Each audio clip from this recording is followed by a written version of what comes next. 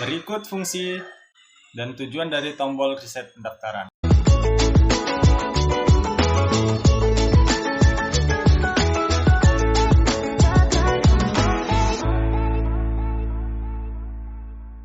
assalamualaikum warahmatullahi wabarakatuh teman-teman. Bagaimana kabarnya? Mohon maaf lahir batin.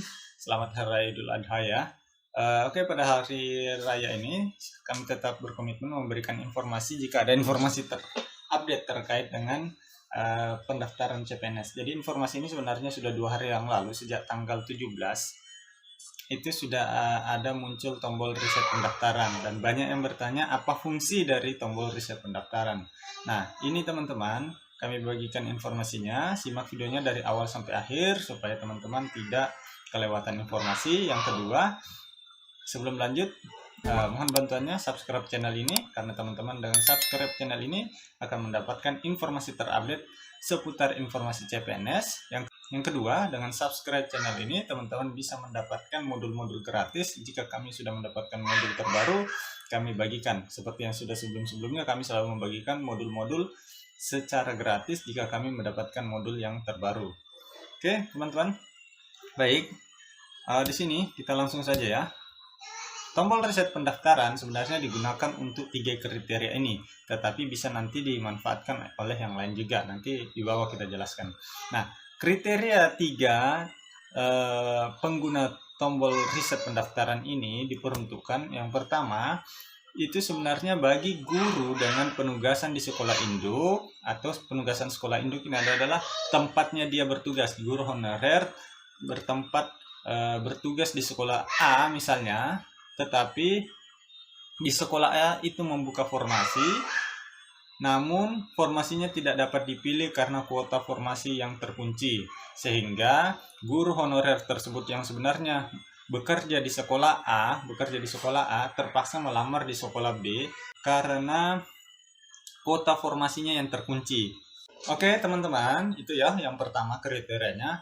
Terus kriteria yang kedua yang bagaimana? Riset pendaftaran ini diperuntukkan bagi guru honorer atau guru yang bertugas pada salah satu sekolah yang biasa disebut sebagai sekolah induk, yang tidak terdapat formasinya. Jadi di sekolah dia tempat mengajar tidak membuka formasi, seharusnya bisa mengelamar ke sekolah lain yang berada di seputar area situ, yang terdekat dari areanya dia, yang masih sebenarnya memiliki kuota, namun formasinya tidak dapat dipilih karena kuota formasinya terkunci. Jadi misalnya si guru A mengajar di sekolah A, tetapi sekolah A ini tidak membuka kuota. Seharusnya si guru A tadi bisa melamar ke sekolah B yang terdekat dari sekolah A, namun dia tidak bisa melamar karena kuota formasinya terkunci, seperti itu. Jadi itu bisa di reset pendaftaran kalau sudah sampai di tahap resume. Oke, teman-teman sudah paham ya?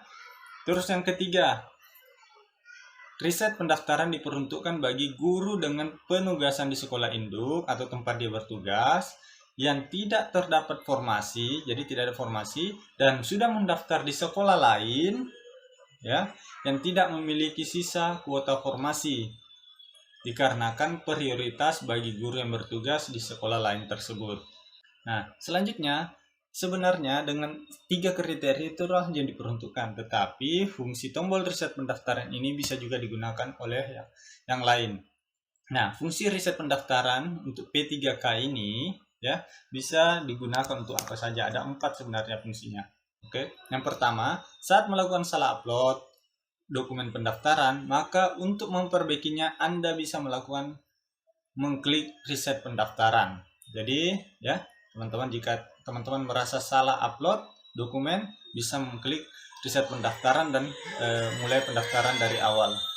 Terus yang kedua, apabila Anda salah formasi atau ingin mengganti formasi, maka untuk menggantinya Anda bisa melakukan klik tombol reset pendaftaran di tahap akhir di resume SSC-ASN. Ya, itu yang kedua. Terus yang ketiga, apabila Anda ingin mengganti lokasi formasi, maka untuk memperbaikinya Anda juga dapat melakukan klik tombol reset pendaftaran SSC-ASN. Oke, terus yang terakhir, yang keempat, apabila saat melakukan pendaftaran ternyata ada beberapa biodata pribadi yang Anda ketikkan tidak sesuai atau salah, maka untuk memperbaikinya, Anda bisa melakukan atau mengklik tombol reset pendaftaran SSCASN. Nah, itu fungsinya. Terus selanjutnya kita bahas tujuan dari riset pendaftaran. Nah, ini teman-teman, apakah semua orang perlu melakukan riset pendaftaran? Nah, di sini dijelaskan tujuan dari riset pendaftaran P3K ini ada 4 ya, yang dijelaskan di salah satu website ini ya. Yang pertama, untuk mengubah formasi ke sekolah induk yang awalnya mendaftar di sekolah lain, seperti yang dijelaskan yang pertama tadi ya. Mengubah formasi ke sekolah induk yang awalnya mendaftar ke sekolah lain. Ini adalah suatu kewajiban sesuai dengan Permen PAN RB nomor 28 tahun 2021. Jadi diwajibkan untuk mendaftar di sekolah dia tempat awalnya mengajar. Terus yang kedua, tidak perlu diriset jika sudah mendaftar di sekolah induk. Jadi teman-teman yang sudah mendaftar di sekolah induk dan sudah sampai tahap resum, tidak perlu mengklik tombol reset pendaftaran. Selanjutnya yang ketiga, tidak perlu diriset hanya untuk memperbaiki data, dikhawatirkan nanti formasi yang sudah dipilih justru hilang. Oke, teman-teman, jika teman-teman merasa ada data yang sifatnya minor, tidak major, tidak perlu diriset total karena akan mengulangi dari awal. Nah, takut dikhawatirkan malah hilang. Oke. Terus yang keempat, tak perlu bingung dengan akreditasi. Mulai tadi malam sudah terhapus. Tidak ada lagi pengaruh ke proses administrasi. Jadi tidak ada lagi terkait dengan upload akreditas atau informasi pemberian informasi akreditasi. Ya. Riset pendaftaran ini hanya dikasih kesempatan 1 kali kesempatan. Jadi pastikan teman-teman pada saat melakukan riset pendaftaran, teman-teman melakukannya, mengisinya dari awal sampai akhir dengan benar, dengan teliti, ya. Jangan sampai ada kesalahan karena cuma ada 1 kali kesempatan untuk melakukan riset pendaftaran. Jadi harap berhati-hati ya, harap teliti dengan baik-baik. Oke, teman-teman. Mungkin cukup sekian informasinya, semoga bermanfaat. Jika ada pertanyaan silakan tulis pertanyaannya di kolom komentar, sebisa mungkin saya akan jawab. Sekian, terima kasih. Assalamualaikum warahmatullahi wabarakatuh.